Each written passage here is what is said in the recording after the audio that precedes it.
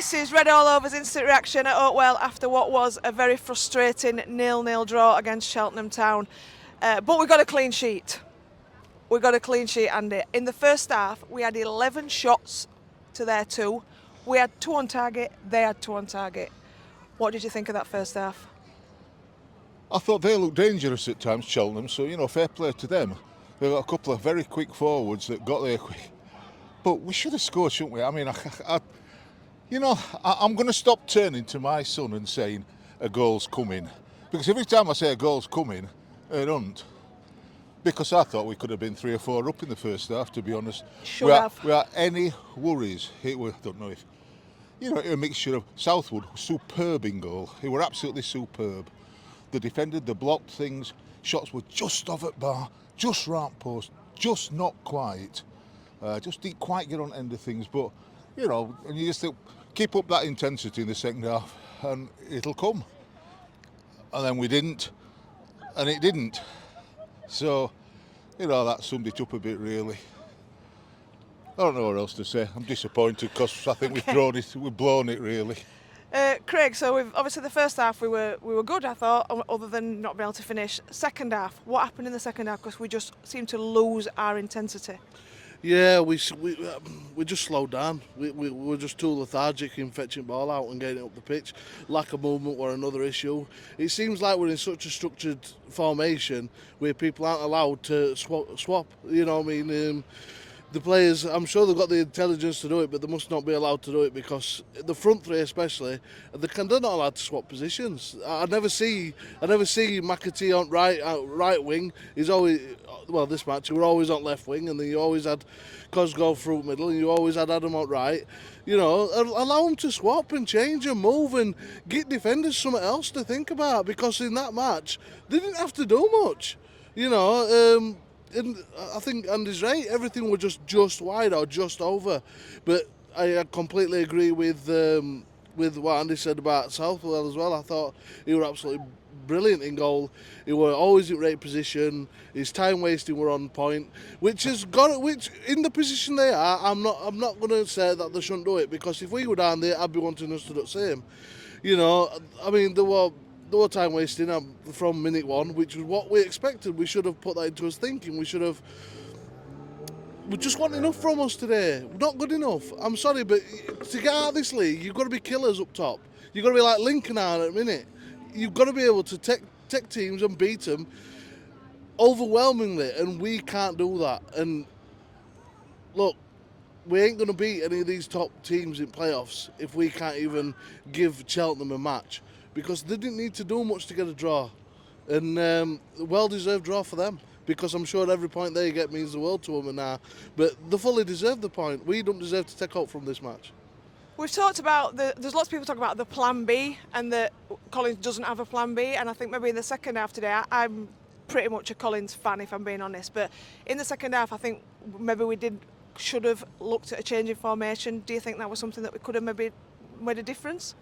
Yeah, I mean, I've always said, look, throw bodies forward, you'll always create chances. The more bodies they've got to mark, the harder it is to defend. But it sticks with his formation, and I know there's going to be people who's going to say, oh, but we don't know how to play forward back and all this. But in the last 15, 20 minutes a game, what does it matter when you need a goal? What does 1 point make a difference to us? It's not a huge difference, because let's be honest, we didn't play offs anyway. So risking that 1 point to possibly get 3 is worth it for me. I would have just thrown everybody forward. I think a couple of substitutions. I think Johnny Russell needed to come off. I thought he played okay, but he's just too slow. He's too slow at finding a pass. He's too slow at getting forward and helping out. And I just like Luke O'Connell in that role, because he always gives that threat to that ball over the top. And I think that gives defenders so much to think about. When Johnny Russell's there, there ain't no ball going over the top. So it's just another string to his bow. But yeah, it's 2 points dropped. This should have been a good game, especially with other teams playing each other at top. We should have took full advantage, and we haven't, and it's going to cost us in the long run. Andy, we knew Cheltenham were going to come out fighting because of the position that they're in, and you know they played all right. But do you think we have now basically blown our automatic chances? I think you can never say never, can you? Because it's a big gap though now, isn't there? There's still some football to be played, but we needed to do it today. And you know there were a time in the second half when, I mean, well, there are a few things really for me. One is that we took off 2 big players, tall players, and then we started putting it out wide and putting crosses in. And, you know, every time we did it, I just kept saying, because I know Kyle, because I just keep saying things, I just moaned, didn't I, really? I just sit there moaning. You say, well, it's 2-1. I just moan. I know, just moan. And I kept saying, they'll let that clear. We get a corner, out-swinging corner, they'll let that clear. And they do. And it's not that we're challenging for it. You know, ball comes over and it's, I'll just stand there, I've headed it clear. And there's not a challenge, so I don't understand why we don't vary it. We spent a fair bit of time towards the end, last 20 minutes, getting ball out wide and then putting crosses in that weren't challenged. And I think do something different. Either smack it in low and set of people, get to the front post in front of them because they're just going to head it clear, or do something different. Don't go out wide, go for it, because if defenders have somebody going at them, they panic. And we didn't panic them at all. They could just move about and panic. And the only time we come close to panicking is when we come close to messing it up at the end by saying, go on, have a good run in. So that's a bit of a worry, really. Yeah, second half, I think we had one real good chance when Cole came on, and you know, he should have scored. And yeah, I think most people would have wanted him there but obviously he's not in the richest vein of form, and it would have been good for him and the club, obviously. But it was a miss that. But other than that second half, I don't really think we created many more chances. Well, there are a few things, weren't there? What I don't get is why, you know, ball's daisy cutting and Devante's going down to try and head it in, and goalkeeper goes, I've saved it. I don't know why he just don't control it and smack it in and not goal it back at goal with ball, you know, have it, put everything in goal. I don't get that. First half, I don't know if we were panicking, but so many chances, just off at bar, just why, it's just. I do think, I don't know about we'll not beat anybody at playoffs. I think, you know, playoffs are a separate thing. I think the first thing is to get it playoffs. And then, you know, it's what I've always wanted. I've wanted us to go to Wembley. I've wanted to spend a number of £100. Money bag simplex, I think. Exactly that. Who wants to go up automatically when I can spend hundreds of flipping pounds? I'm not. You don't bother me. I'm not bothered. You know what you could do? You could buy some new shirts as well for that Wembley trip. Because do we need to talk about shirts? Yeah, can I say one thing? Barnsley, don't put out shirts that say Wembley on it, because I don't want to have to buy them. You know what's going to happen? Tom Webster will put some red all over t-shirts on, or shirts on that says Wembley on, to try and make me buy that and all. So. You know, if they do, you know you won't get them in time, don't you? The Wembley shirts, so don't bother buying them. I'm just going to leave you there. I've got faith in Tom Webster, though. Red all over Wembley. Red all over to Wembley. Oh, he'll sort that out. Craig, man of the match. No, don't go to Craig. Hold on. Oh, sorry. Oh, here we go. Drum roll. Easy. Is that directed at anyone in particular today, or? Me son. All right, okay. Craig, man of the match. In the stadium, it was given to Josh Earl, which I think a little bit controversial. I do like the lad, but I don't think he had the best game. Man of the match. What I think's funny is Josh Earl got it, but literally 2 minutes before he just lost ball and they counted on us. So it made me smile. No, and I don't think there's many contenders this week, but one lad I thought really played well with Cadden. I thought Cadden really forwards and backwards today. He really played well today. His free kick as well had a lot of power behind that, but it was a good save. So if anybody's going to get it, it'll be Cadden. Andy, for you? It could be Cadden as well. Look at Connell. Look, I don't think. It's funny, isn't it? Because I don't think anybody played incredibly well today, but we should have won that well. That's the frustrating bit. Taking nothing away from Cheltenham, who defended well. Goalkeeper Southwood were brilliant. Defended well, blocked things, headed balls away time after time, broke quite well. You know, both played up both halves, not just second half. Played very well. Little but physically strong, and got and stopped it. But you know, and we didn't.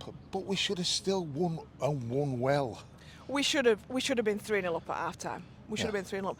But we did get a clean sheet, and we've not mentioned it. We got a clean sheet. I'm not going to mention it. I'd rather have had win than a clean sheet. I'd have rather gone 2-1. Just me then, I celebrating the clean sheet, Funnily just me. Oh, 2-1. Man of the match, yeah, it's a tough one. I actually think O'Keefe played quite well. I thought he got a lot of ball. Offensively, I thought he gave us quite a lot. Yes, I'd go O'Keefe. So, Tuesday we are doing a live show, sort of. Welcoming back a special guest. Welcoming back a special We've got a special guest coming back. If he turns up, I don't know where he is at the minute. No, I don't know where he is. Joe Beard's all supposed to be coming along. No idea where. Hello, Joe. No idea where he is, apart from he's about a yard and a half away from me filming this. But that apart, yeah, he'll make a guest appearance. You know, if we want him to.